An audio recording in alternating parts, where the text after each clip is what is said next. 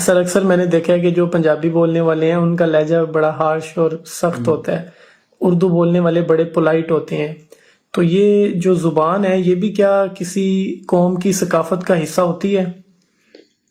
دیکھیے، پہلی بات تو یہ ہے کہ بات کرنے سے قبیلے کا پتہ چلتا ہے۔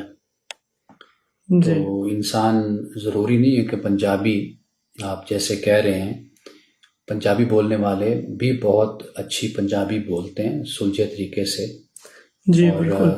آپ ادیبوں سے، شعراء سے آپ پنجابی سنیں، تو ایسا نہیں ہے۔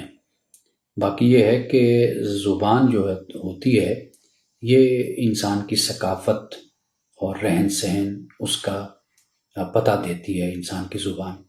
جی آپ لکھنؤ کے لوگوں کی گفتگو کو سنیں تو بڑی شائستہ اور بہت ہی جسے کہتے ہیں نا مسجع مقفع جی زبان ہوتی ہے، انداز ہوتا ہے بات کرنے کا۔ اس میں جو سب سے اہم بات ہے نا وہ یہ ہے کہ جو شخص بھی جس انداز سے بات کر رہا ہے، آپ یقین کر لیجئے کہ اس کی زندگی اسی ڈھب پہ ہی ہوگی۔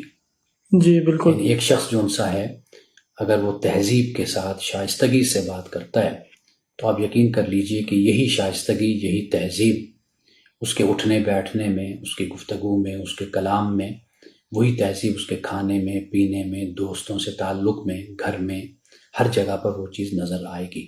بالکل اسی طرح وہ شخص کی جو گفتگو کر رہا ہے اس میں شائستگی نہیں ہے، اس میں بد زبانی ہے، بدتمیزی ہے، بد کلامی ہے، آپ کو یہی جھلک اس کی زندگی کے دیگر پہلوؤں میں بھی نظر آئے گی۔